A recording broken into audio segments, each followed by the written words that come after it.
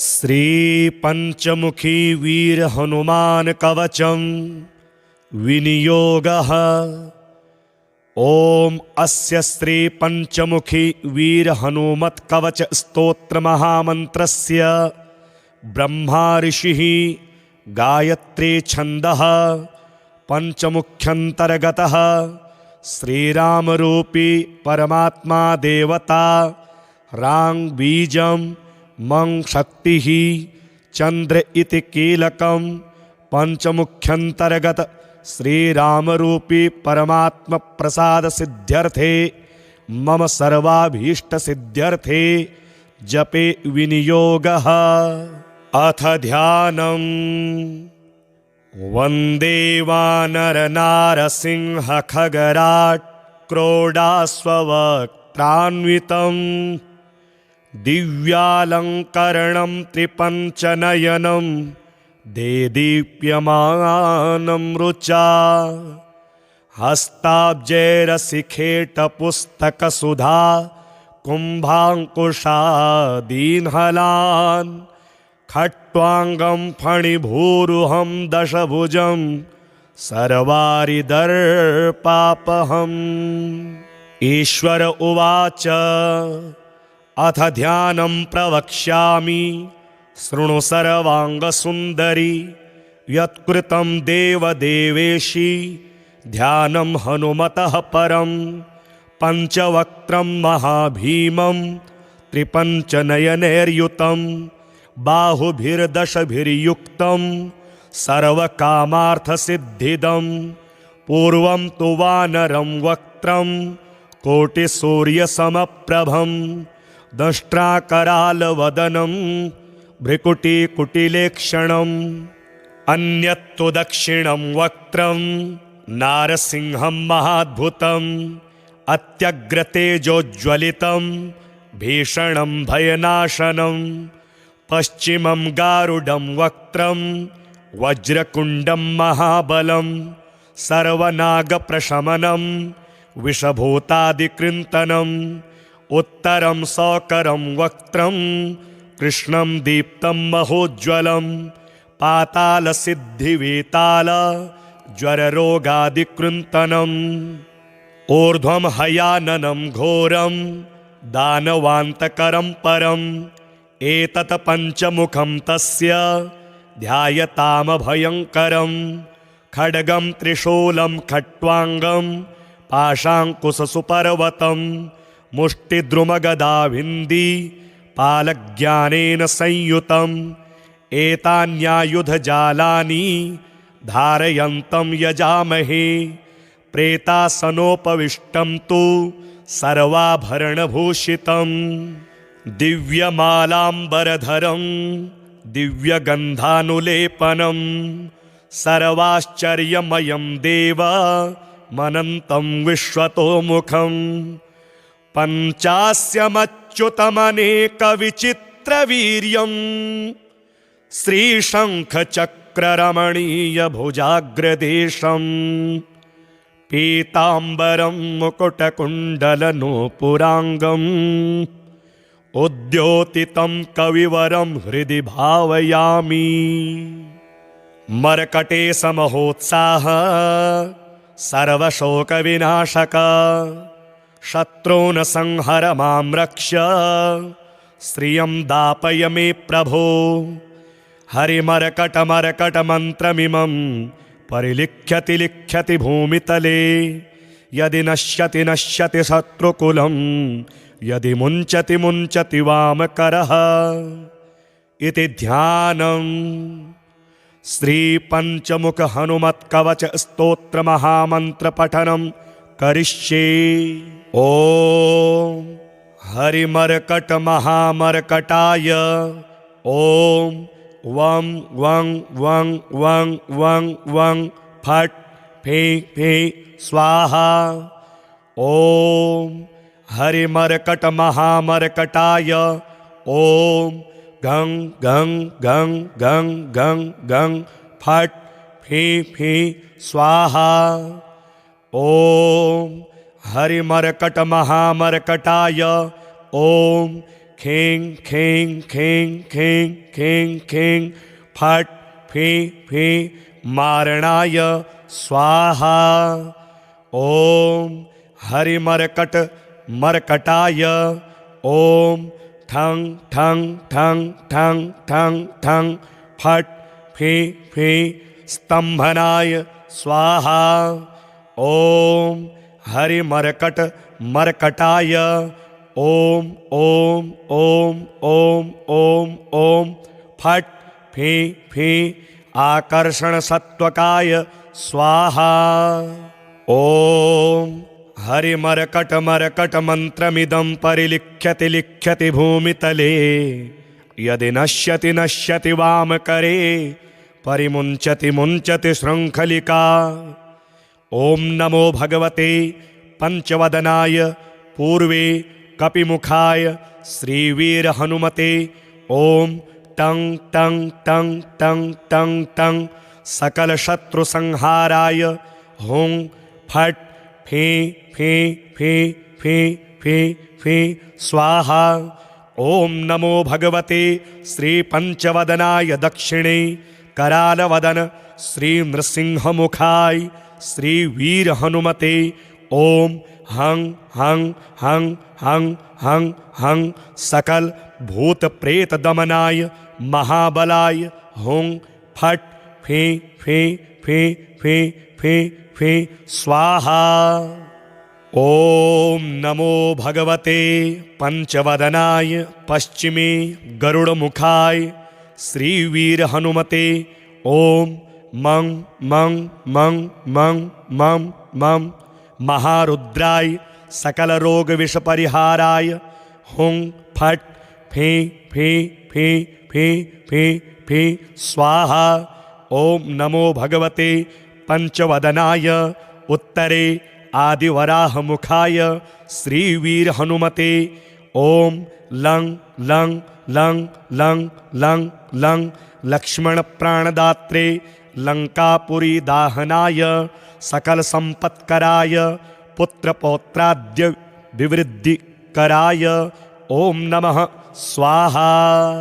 ओम नमो भगवते पंचवदनाय ऊर्ध्वमुख स्थित हयग्रीव मुखाय श्रीवीर हनुमते ओम रुं रुं रुं रुं रुं रुं रुद्रमूर्तये सकल लोक वशीकराय वेद विद्या स्वरूपिणे ओम नमः स्वाहा।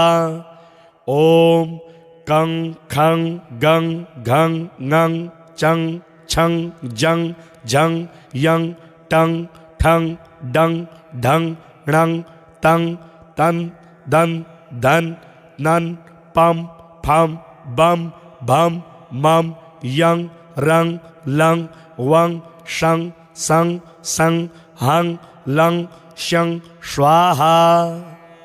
ओम नमो भगवते आंजनेयाय महाबलाय हुं फट फे फे फे फे फे फे स्वाहा।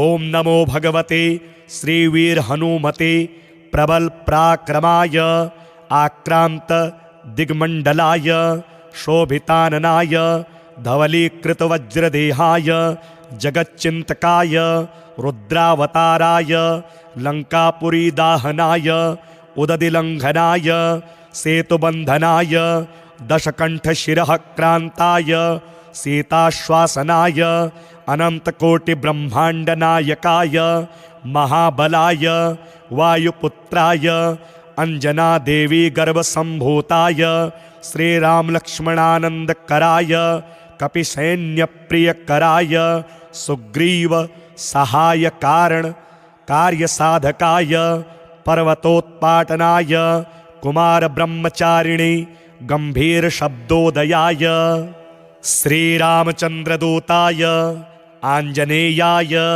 वायुपुत्राय महाबलाय सीता दुख निवारणाय लंका दहन कारणाय महाबल प्रचंडाय कोलाहल सकल ब्रह्मांड विश्वरूपाय सप्त समुद्र निरालंबिताय पिंगल नयनाय अमित विक्रमाय सूर्यबिम्बफलसेवनाय दिष्टिनिरालङ्कृताय अङ्गदलक्ष्मणमहाकपिसैन्यप्राणनिर्वाहकाय दशकण्ठविध्वंसनाय रामेष्टाय फल्गुनसकाय सीतासमेत रामचन्द्रप्रसादकाय स्वाहा। ॐ ह्रीं क्लीं सर्वदुष्टग्रहनिवारणाय सर्वरोगज्वरोच्चाटनाय शाकिनी डाकिनी विध्वंसनाय ॐ ह्रीं क्लीं हुं फट् फे फे स्वाहा। ॐ नमो भगवते श्रीवीर हनुमते सर्वभूतज्वरैकाहिक द्व्याहिक त्र्याहिक चातुर्थिक संतत विषमज्वर गुप्तज्वर शीतज्वर महेश्वरज्वर वैष्णवज्वरादि सर्वज्वरान् छिंदि छिंदि भिंदि भिंदि यक्ष राक्षस ब्रह्म राक्षस भूत प्रेत पिशाचानुच्चाटयोच्चाटय। ॐ श्रीं ह्रीं हुं फट् फे फे स्वाहा। ॐ नमो भगवते श्रीवीर हनुमते नमः। ॐ ह्रां ह्रीं ह्रूं ह्रैं ह्रौं ह्रः आह आह असे असे एहि एहि ॐ ॐ हौं हौं हुं हुं फट् फे फे स्वाहा। ॐ नमो भगवते पवनात्मजाय डाकिनी शाकिनी मोहनी निःशेष निरसनाय सर्वविषम निर्विषम कुरु कारय कारय हुं फट् फे फे स्वाहा। ॐ नमो भगवते श्रीवीर हनुमते सिंह शरभ शार्दूल गंडभेरुंड पुरुषमृगाणाम् ओषाति निरसनाय क्रम निरसन क्रमणं कुरु सर्वरोगान् निवारय निवारय आक्रोशय आक्रोशय शत्रून्माद भयं छिंदि छिंदि छादय छादय मारय मारय शोषय शोषय मोहय मोहय ज्वालय ज्वालय प्रहारय प्रहारय मम सर्वरोगान् छेदय छेदय। ॐ ह्रीं हुं फट् फे फे स्वाहा। ॐ नमो भगवते श्रीवीर हनुमते सर्वरोग दुष्टग्रहानुच्चाटय उच्चाटय प्रबलानि शोभय शोभय मम सर्वकार्याणि साधय साधय श्रृंखलाबन्धनं मोक्षय मोक्षय काराग्रहादिभ्यो मोचय मोचय शिरः शूल कर्णशूलाक्षिशूल कक्षिशूल पार्श्वशूलादि महारोगान् निवारय निवारय नागपाशानन्त वासुकी तक्षक करकोटक कालगुलियक पद्म महापद्म कुमुदाचलचर रात्रिचर दिवाचरादि सर्वविषम निर्विषम कुरु निर्विषम कुरु सर्वरोग निवारणं कुरु सर्वराजसभा मुखस्तंभनं कुरु स्त्रीजनस्तंभनं कुरु स्तंभनं कुरु सर्वभयचोर भयाग्निभय प्रशमनं कुरु प्रशमनं कुरु सर्वनरयंत्र परतंत्र परविद्यां छेदय छेदय संत्रासय संत्रासय मम सर्वविद्यां प्रकटय प्रकटय पोषय पोषय सर्वारिष्टं शमय शमय सर्वशत्रून् संहारय संहारय सर्वरोग पिशाच बाधां निवारय निवारय। ॐ ह्रां ह्रीं ह्रूं ह्रैं फट् फे फे स्वाहा। ॐ नमो भगवते श्रीवीर हनुमते वरप्रसादकाय सर्वाभीष्टप्रदाय सकलसम्पत्कराय महारक्षकाय ॐ जं जं जं जं जं जं जगज्जीवनाय हुं फट् फे फे फे स्वाहा।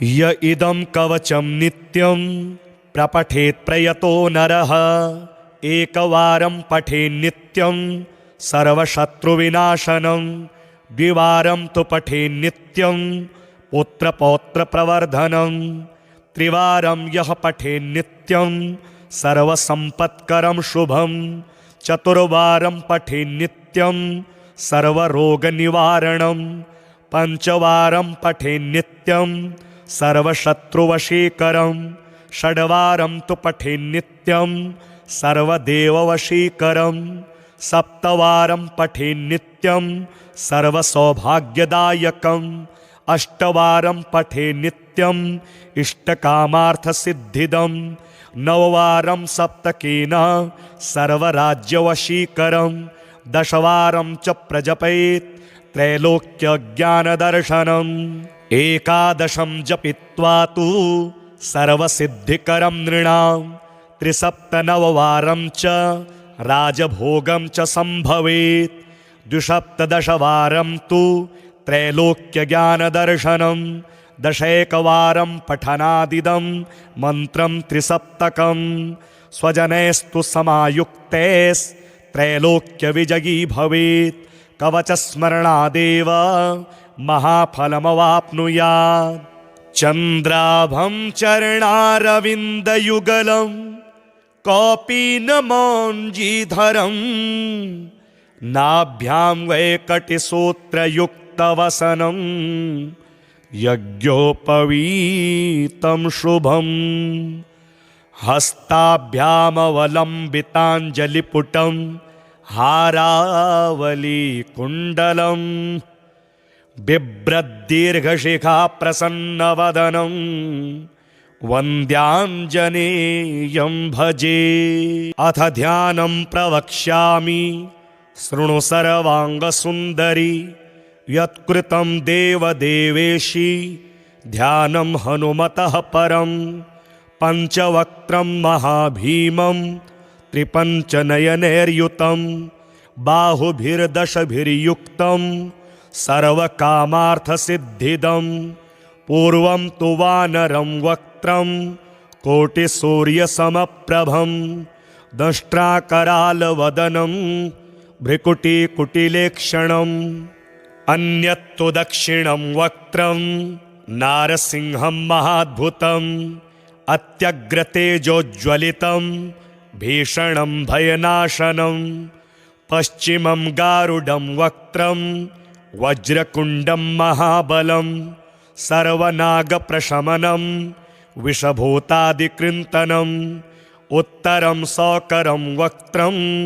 कृष्णं दीप्तं महोज्ज्वलं पातालसिद्धिवेताल ज्वररोगादिकृन्तनम् ऊर्ध्वं हयाननं घोरं दानवान्तकरं परम् एतत् पञ्चमुखं तस्य ध्यायतामभयङ्करं खड्गं त्रिशूलं खट्वाङ्गं पाशाङ्कुशसुपर्वतं मुष्टिद्रुमगदाभिन्दी पालज्ञानेन संयुतम् एतान्यायुधजालानि धारयन्तं यजामहे प्रेतासनोपविष्टं तु सर्वाभरणभूषितं दिव्यमालाम्बरधरं दिव्यगन्धानुलेपनं सर्वाश्चर्यमयं देवमनन्तं विश्वतोमुखं पञ्चास्यमच्युतमनेकविचित्रवीर्यं श्रीशङ्खचक्ररमणीयभुजाग्रदेशं पीताम्बरं मुकुटकुण्डलनूपुराङ्गम् उद्योतितं कविवरं हृदि भावयामि। मर्कटेशमहोत्साह सर्वशोकविनाशक शत्रून् संहर मां रक्ष श्रियं दापय मे प्रभो। हरिमर्कटमर्कटमन्त्रमिमं परिलिख्यति लिख्यति भूमितले यदि नश्यति नश्यति शत्रुकुलं यदि मुञ्चति मुञ्चति वामकरः इति ध्यानं श्रीपञ्चमुख हनुमत्कवच स्तोत्र महामन्त्रपठनं करिष्ये। ॐ हरिमर्कट महामर्कटाय ॐ वं वं वं वं वं वं फट् फे फे स्वाहा। ॐ हरिमर्कट महामर्कटाय ॐ गं गं गं गं गं गं फट् फी फी स्वाहा। ॐ हरिमर्कटमहामर्कटाय ॐ खें खें खें खें खें खें फट् फी फी मारणाय स्वाहा। ॐ हरिमर्कट मर्कटाय ॐ ठं ठं ठं ठं ठं ठं फट् फी फी स्तंभनाय स्वाहा। ॐ हरिमर्कट मर्कटाय ॐ ॐ ॐ ॐ ॐ ॐ फट् फी फी आकर्षणसत्त्वकाय स्वाहा। ॐ हरिमर्कटमर्कटमन्त्रमिदं परिलिख्यति लिख्यति भूमितले यदि नश्यति नश्यति वामकरे परिमुञ्चति मुञ्चति शृङ्खलिका। ॐ नमो भगवते पंचवदनाय पूर्वे कपिमुखाय श्रीवीरहनुमते ॐ टं टं टं टं टं टं सकलशत्रुसंहाराय हुं फट् फी फी फी फी फी फी स्वाहा। ॐ नमो भगवते श्रीपंचवदनाय दक्षिणे करालवदन श्रीनृसिंहमुखाय श्रीवीरहनुमते ॐ हं हं हं हं हं हं सकल भूत प्रेत दमनाय महाबलाय हुं फट् फी फी फी फी फी फी स्वाहा। ॐ नमो भगवते पंचवदनाय पश्चिमे गरुड़मुखाय श्रीवीरहनुमते ॐ मं मं मं मं मं मं महारुद्राय सकलरोगविषपरिहाराय हुं फट् फी फी फी फी फी फी स्वाहा। ॐ नमो भगवते पंचवदनाय उत्तरे आदिवराहमुखाय श्रीवीरहनुमते ॐ लं लं लं लं लं लं लक्ष्मणप्राणदात्रे लंकापुरी दाहनाय सकलसम्पत्कराय पुत्रपौत्राद्य विवृद्धिकराय ॐ नमः स्वाहा। ॐ नमो भगवते पंचवदनाय ऊर्ध्वमुख स्थित हयग्रीवमुखाय श्रीवीरहनुमते ॐ रुं रुं रुं रुं रुं रुं रुद्रमूर्तये सकललोकवशीकराय वेदविद्यास्वरूपिणे ॐ नमः स्वाहा। ॐ कं खं गं घं ङं चं छं जं झं यं टं ठं डं ढं णं तं तं दं धन नन पम फम बम भम मम यं रं लं वं शं सं सं हं लं शं स्वाहा। ॐ नमो भगवते आंजनेयाय महाबलाय हुं फट् फी फी फी फी फी फी स्वाहा। ॐ नमो भगवते श्रीवीरहनुमते प्रबल पराक्रमाय आक्रांत दिग्मंडलाय शोभिताननाय धवलीकृतवज्रदेहाय जगच्चिंतकाय रुद्रावताराय लंकापुरी दाहनाय उददिलंघनाय सेतुबंधनाय दशकंठशिरः क्रांताय सीताश्वासनाय अनंतकोटिब्रह्मांडनायकाय महाबलाय वायुपुत्राय अंजनादेवी गर्भसंभूताय श्रीरामलक्ष्मणानंदकराय कपिसैन्यप्रियकराय सुग्रीव सहाय कारण कार्यसाधकाय पर्वतोत्पाटनाय कुमार ब्रह्मचारिणे गंभीर शब्दोदयाय श्रीरामचंद्रदूताय आंजनेयाय वायुपुत्राय महाबलाय सीता दुःख निवारणाय लंका दहन कारणाय महाबल प्रचंडाय कोलाहल सकल ब्रह्मांड विश्वरूपाय सप्त समुद्र निरालंबिताय पिंगल नयनाय अमित विक्रमाय सूर्यबिंब फल सेवनाय दिष्टि निरालंकृताय अंगद लक्ष्मण महाकपि सैन्य प्राण निर्वाहकाय दशकंठ विध्वंसनाय रामेष्टाय फल्गुन सकाय सीता समेत रामचंद्र प्रसादकाय स्वाहा। ओम ह्रीं क्लीं सर्वदुष्टग्रह निवारणाय सर्वरोग ज्वरोच्चाटनाय शाकिनी डाकिनी विध्वंसनाय ओम ह्रीं क्लीं हुं फट् फे फे स्वाहा। ओम नमो भगवते श्रीवीर हनुमते सर्वभूत ज्वरे काहिक व्याहिक त्र्याहिक चातुर्थिक संतत विषमज्वर गुप्तज्वर शीतज्वर महेश्वरज्वर वैष्णवज्वरादि सर्वज्वरान् छिंदी छिंदी भिंदी भिंदी यक्ष राक्षस ब्रह्म राक्षस भूत प्रेत पिशाचानुच्चाटयोच्चाटय। ओम श्रीं ह्रीं हुं फट् फे फे स्वाहा। ओम नमो भगवते श्रीवीर हनुमते नमः। ओम ह्रां ह्रीं ह्रूं ह्रैं ह्रौं ह्रः आह आह असे असे एहि एहि ओम ओम हों हों हुं हुं फट् फे फे स्वाहा। ओम नमो भगवते पवनात्मजाय डाकिनी शाकिनी मोहनी निःशेष निरसनाय सर्वविषम निर्विषम कुरु कारय कारय हुं फट् फे फे स्वाहा। ओम नमो भगवते श्रीवीर हनुमते सिंह शरभ शार्दूल गंडभेरुंड पुरुष मृगाणाम ओषाति निरसनाय क्रम निरसन क्रमणं कुरु सर्वरोगान् निवारय निवारय आक्रोशय आक्रोशय शत्रून्माद भयं छिंदी छिंदी छादय छादय मारय मारय शोषय शोषय मोहय मोहय ज्वालय ज्वालय प्रहारय प्रहारय मम सर्वरोगान् छेदय छेदय।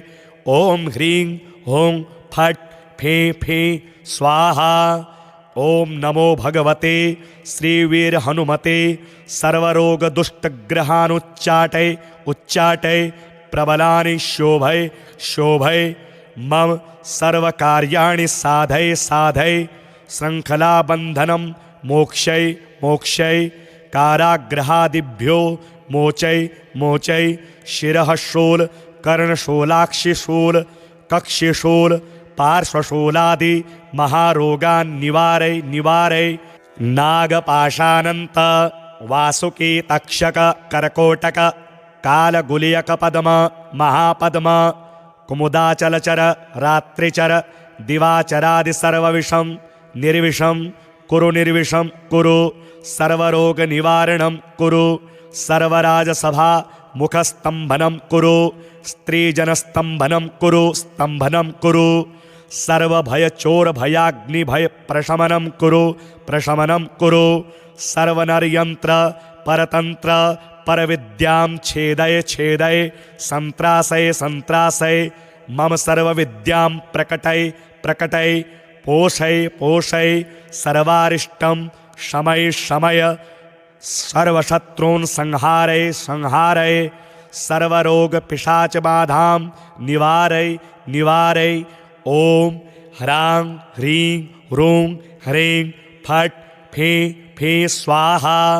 ओम नमो भगवते श्रीवीर हनुमते वरप्रसादकाय सर्वाभीष्टप्रदाय सकल संपत्कराय महारक्षकाय ओम जं जं जं जं जं जं जगज्जीवनाय हुं फट् फे फे फे स्वाहा। य इदं कवचं नित्यं प्रपठेत् प्रयतो नरः एकवारं पठेन् नित्यं सर्वशत्रुविनाशनं द्विवारं तु पठेन् नित्यं पुत्रपौत्रप्रवर्धनं त्रिवारं यः पठेन्नित्यं सर्वसम्पत्करं शुभं चतुर्वारं पठेन्नित्यं सर्वरोगनिवारणं पञ्चवारं पठेन्नित्यं सर्वशत्रुवशीकरं षड्वारं तु पठेन्नित्यं सर्वदेववशीकरं सप्तवारं पठेन्नित्यं सर्वसौभाग्यदायकम् अष्टवारं पठेन्नित्यम् इष्टकामार्थसिद्धिदं नववारं सप्तकेन सर्वराज्यवशीकरं दशवारं च प्रजपेत् त्रैलोक्यज्ञानदर्शनम् एकादशं जपित्वा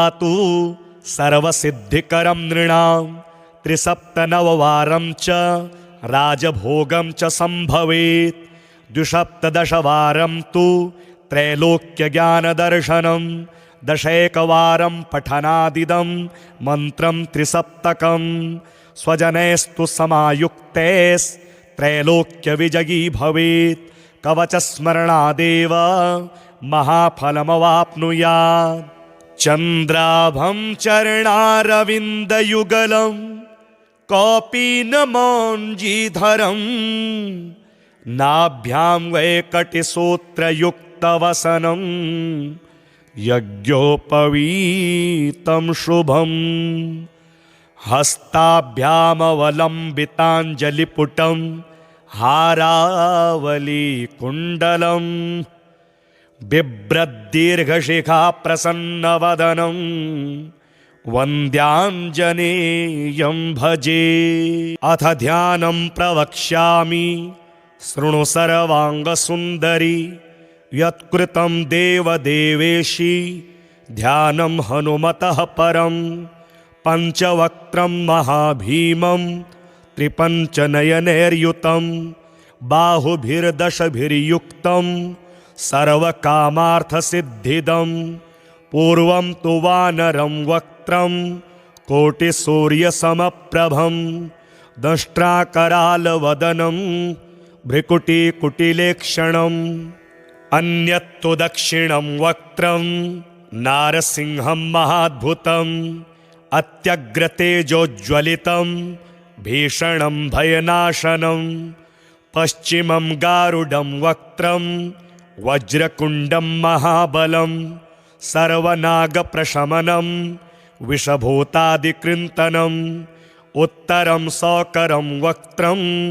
कृष्णं दीप्तं महोज्ज्वलं पातालसिद्धिवेताल ज्वररोगादिकृन्तनम् ऊर्ध्वं हयाननं घोरं दानवान्तकरं परम् एतत् पञ्चमुखं तस्य ध्यायतामभयङ्करं खड्गं त्रिशूलं खट्वाङ्गं पाशाङ्कुशसुपर्वतं मुष्टिद्रुमगदाभिन्दी पालज्ञानेन संयुतम् एतान्यायुधजालानि धारयन्तं यजामहे प्रेतासनोपविष्टं तु सर्वाभरणभूषितं दिव्यमालाम्बरधरं दिव्यगन्धानुलेपनं सर्वाश्चर्यमयं देवमनन्तं विश्वतोमुखं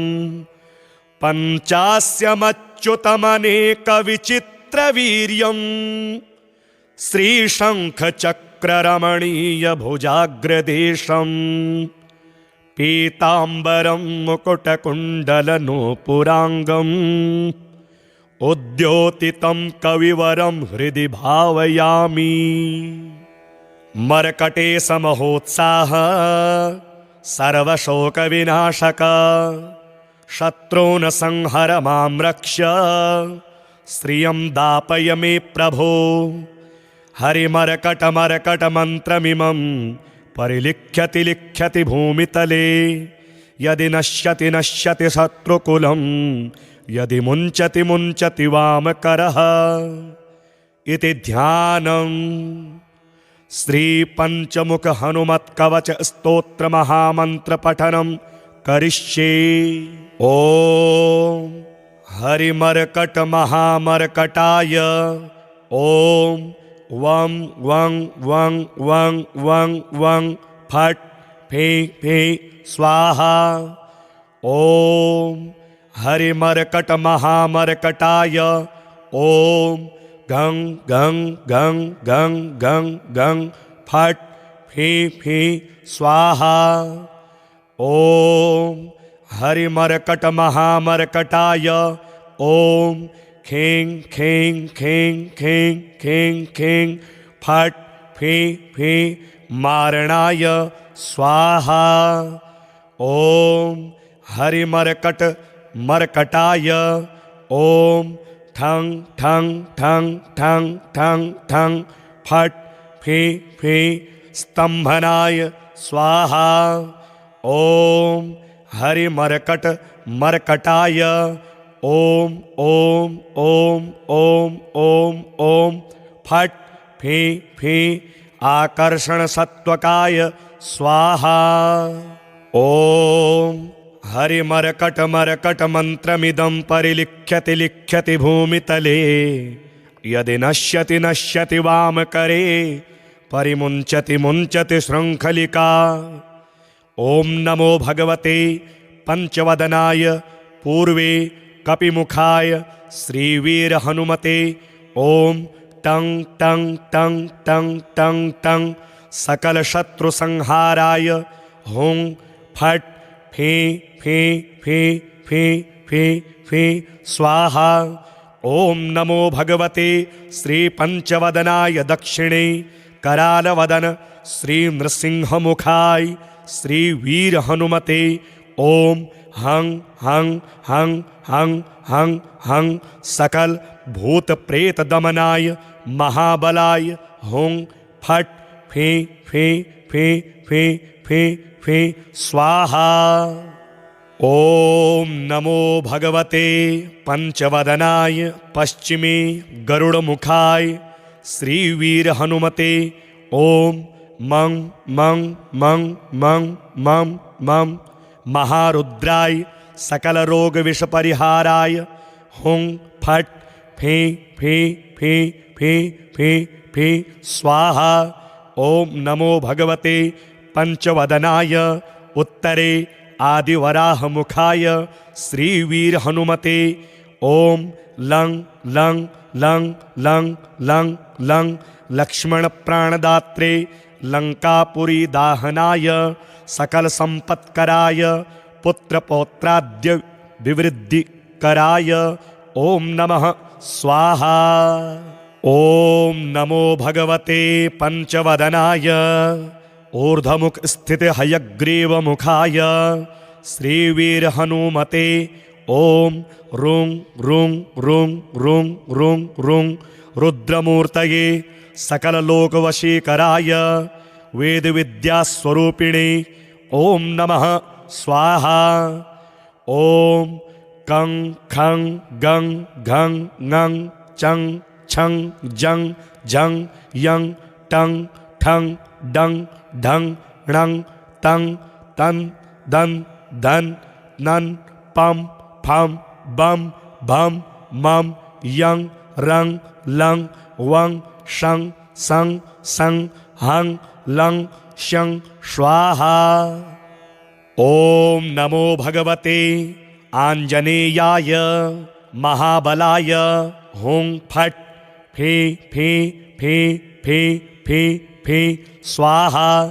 ओम नमो भगवते श्रीवीर हनुमते प्रबल पराक्रमाय आक्रांत दिग्मंडलाय शोभिताननाय धवलीकृत वज्रदेहाय जगच्चिंतकाय रुद्रावताराय लंकापुरी दाहनाय उददिलंघनाय सेतुबंधनाय दशकंठ शिरः क्रांताय सीताश्वासनाय अनंतकोटि ब्रह्मांड नायकाय महाबलाय वायुपुत्राय अंजना देवी गर्भ संभूताय श्री राम लक्ष्मणानंदकराय कपिसैन्य प्रियकराय सुग्रीव सहाय कारण कार्य साधकाय पर्वतोत्पाटनाय कुमार ब्रह्मचारिणे गंभीर शब्दोदयाय श्री रामचंद्रदूताय आंजनेयाय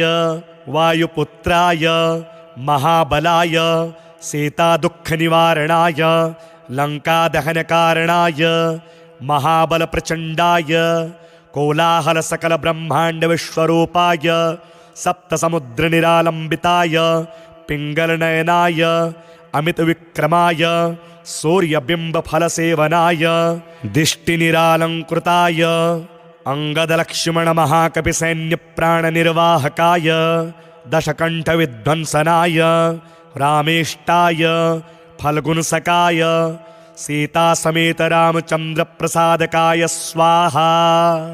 ॐ ह्रीं क्लीं सर्वदुष्टग्रहनिवारणाय सर्वरोगज्वरोच्चाटनाय शाकिनी डाकिनी विध्वंसनाय ॐ ह्रीं क्लीं हुं फट् फे फे स्वाहा।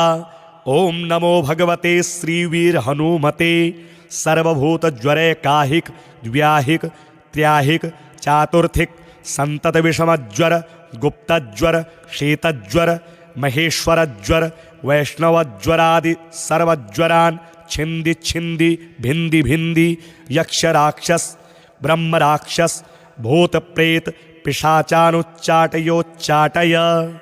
ॐ श्रीं ह्रीं हुं फट् फे फे स्वाहा। ॐ नमो भगवते श्रीवीर हनुमते नमः। ॐ ह्रां ह्रीं ह्रूं ह्रैं ह्रौं ह्रः आह आह असे असे एहि एहि ॐ ॐ हों हों हुं हुं फट् फे फे स्वाहा। ॐ नमो भगवते पवनात्मजाय डाकिनी शाकिनी मोहनी निःशेष निरसनाय सर्वविषम निर्विषम कुरु कारय कारय हुं फट् फे फे स्वाहा। ॐ नमो भगवते श्रीवीर हनुमते सिंह शरभ शार्दूल गंडभेरुंड पुरुषमृगाणाम् ओषाति निरसनाय क्रम निरसन क्रमणं कुरु सर्वरोगान्निवारय निवारय आक्रोशय आक्रोशय शत्रून्माद भयं छिंदि छिंदि छादय छादय मारय मारय शोषय शोषय मोहय मोहय ज्वालय ज्वालय प्रहारय प्रहारय मम सर्वरोगान् छेदय छेदय। ॐ ह्रीं हुं फट् फे फे स्वाहा। ॐ नमो भगवते श्रीवीर हनुमते सर्वरोग दुष्टग्रहानुच्चाटय उच्चाटय प्रबलानि शोभय शोभय मम सर्वकार्याणि साधय साधय श्रृंखलाबन्धनं मोक्षय मोक्षय काराग्रहादिभ्यो मोचय मोचय शिरः शूल कर्णशूलाक्षिशूल कक्षशूल पार्श्वशूलादि महारोगान् निवारय निवारय नागपाशानन्त वासुकी तक्षक करकोटक कालगुलियक पद्म महापद्म कुमुदाचलचर रात्रिचर दिवाचरादि सर्वविषम निर्विषम कुरु निर्विषम कुरु सर्वरोग निवारणं कुरु सर्वराजसभा मुखस्तंभनं कुरु स्त्रीजनस्तंभनं कुरु स्तंभनं कुरु सर्वभयचोर भयाग्निभय प्रशमनं कुरु प्रशमनं कुरु सर्वनरयंत्र परतंत्र परविद्यां छेदय छेदय संत्रासय संत्रासय मम सर्वविद्यां प्रकटय प्रकटय पोषय पोषय सर्वारिष्टं शमय शमय सर्वशत्रून् संहारय संहारय सर्वरोग पिशाच बाधां निवारय निवारय। ॐ ह्रां ह्रीं ह्रूं ह्रैं फट् फे फे स्वाहा।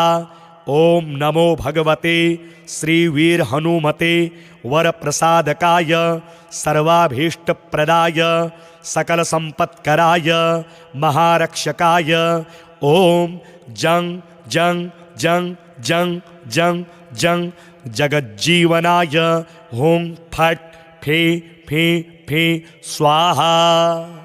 य इदं कवचं नित्यं प्रपठेत् प्रयतो नरः एकवारं पठेन् नित्यं सर्वशत्रुविनाशनं, द्विवारं तु पठेन् नित्यं पुत्रपौत्रप्रवर्धनं, त्रिवारं यः पठेन् नित्यं सर्वसम्पत्करं शुभं, चतुर्वारं पठेन् नित्यं सर्वरोगनिवारणं, पञ्चवारं पठेन् नित्यं सर्वशत्रुवशीकरं, षड्वारं तु पठेन् नित्यं सर्वदेववशीकरं, सप्तवारं पठेन् नित्यं सर्वसौभाग्यदायकं, अष्टवारं पठेन् नित्यं इष्टकामार्थसिद्धिदं, नववारं सप्तकेन सर्वराज्यवशीकरं, दशवारं च प्रजपेत् त्रैलोक्यज्ञानदर्शनम्, एकादशं जपित्वा तु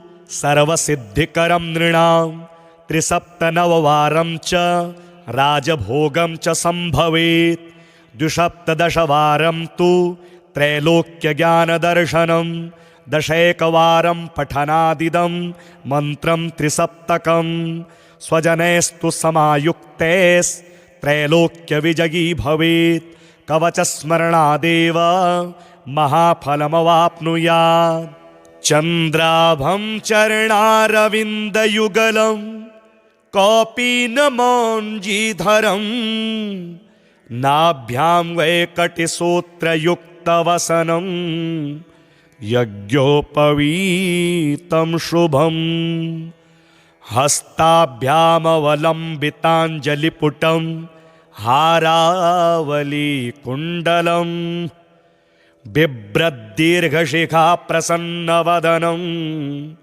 वन्द्याञ्जनेयं भजे। अथ ध्यानं प्रवक्ष्यामि शृणु सर्वाङ्गसुन्दरि, यत्कृतं देवदेवेशि ध्यानं हनुमतः परं, पञ्चवक्त्रं महाभीमं त्रिपञ्चनयनैर्युतं, बाहुभिर्दशभिर्युक्तं सर्वकामार्थसिद्धिदं, पूर्वं तु वानरं वक्त्रं कोटिसूर्यसमप्रभं, दंष्ट्राकरालवदनं भ्रिकुटिकुटिलेक्षणम्, अन्यत्तु दक्षिणं वक्त्रं नारसिंहं महाद्भुतं, अत्यग्रतेजोज्ज्वलितं भीषणं भयनाशनं, पश्चिमं गारुडं वक्त्रं वज्रकुण्डं महाबलं, सर्वनागप्रशमनं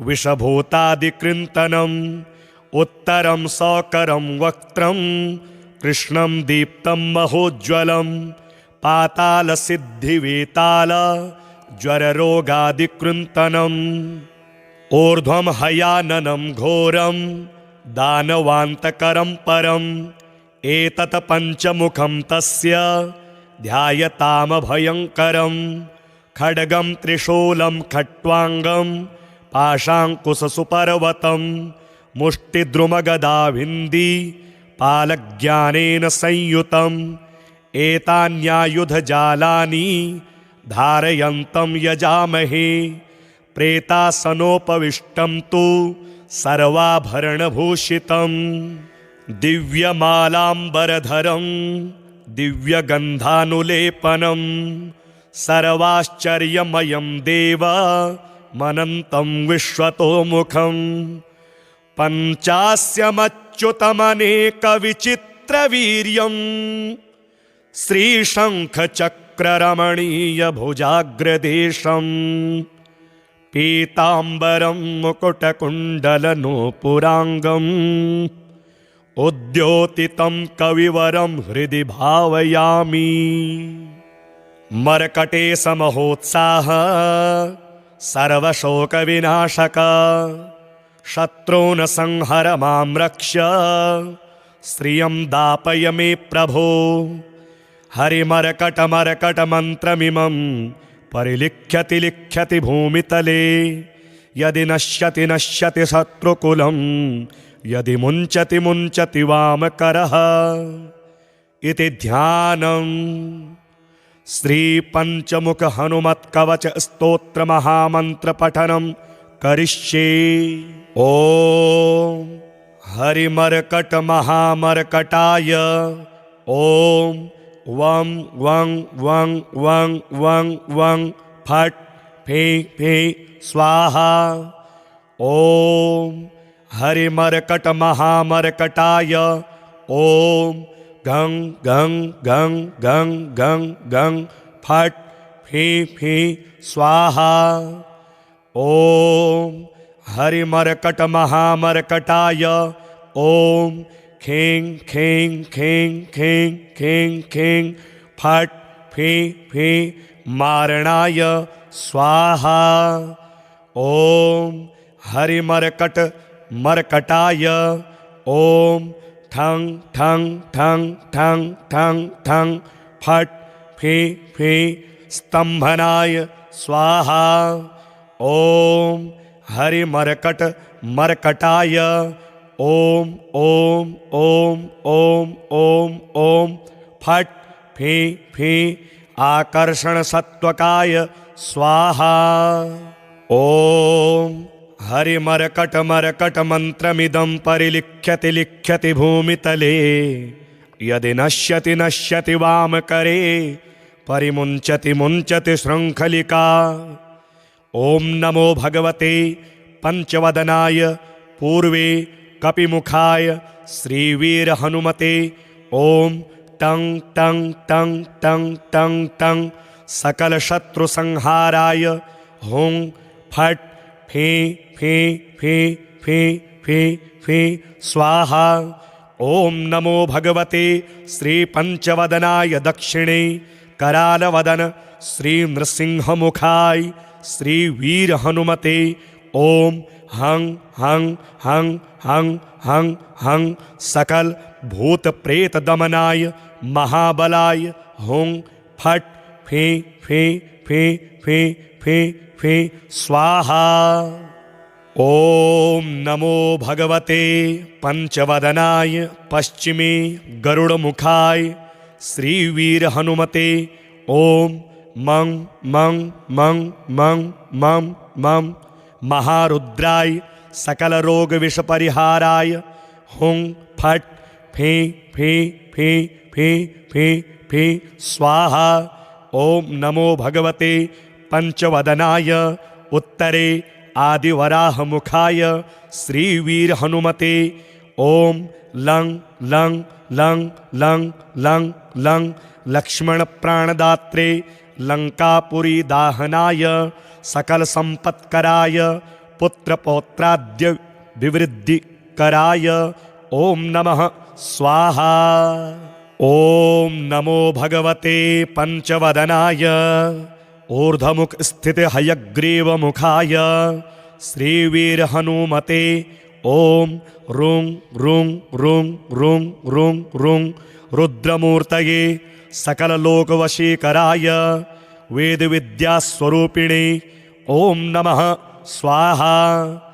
ओम कं खं गं घं ङं चं छं जं झं यं टं ठं डं ढं णं तं तं दं धन नन पम फम बम भम मम यं रं लं वं शं सं सं हं लं शं स्वाहा।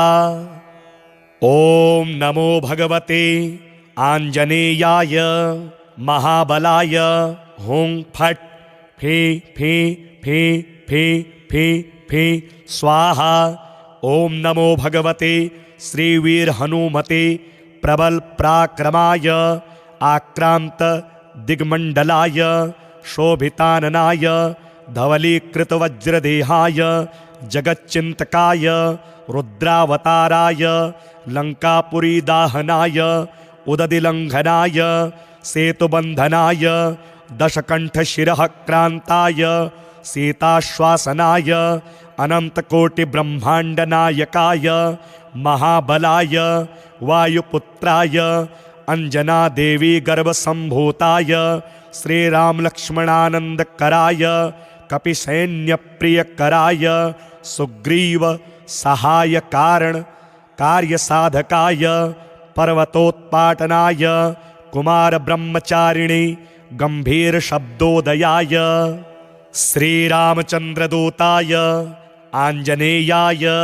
वायुपुत्राय महाबलाय सीता दुख निवारणाय लंका दहन कारणाय महाबल प्रचंडाय कोलाहल सकल ब्रह्मांड विश्वरूपाय सप्त समुद्र निरालंबिताय पिंगल नयनाय अमित विक्रमाय सूर्यबिंब फल सेवनाय दिष्टि निरालंकृताय अंगद लक्ष्मण महाकपि सैन्य प्राण निर्वाहकाय दशकंठ विध्वंसनाय रामेष्टाय फल्गुनसकाय सीता समेत रामचंद्र प्रसादकाय स्वाहा। ओम ह्रीं क्लीं सर्वदुष्टग्रह निवारणाय सर्वरोगज्वरोच्चाटनाय शाकिनी डाकिनी विध्वंसनाय ओम ह्रीं क्लीं हुं फट् फे फे स्वाहा। ओम नमो भगवते श्रीवीर हनुमते सर्वभूतज्वरे काहिक व्याहिक त्र्याहिक चातुर्थिक संतत विषमज्वर गुप्तज्वर शीतज्वर महेश्वरज्वर वैष्णवज्वरादि सर्वज्वरान् छिंदि छिंदि भिंदि भिंदि यक्ष राक्षस ब्रह्म राक्षस भूत प्रेत पिशाचानुच्चाटयोच्चाटय।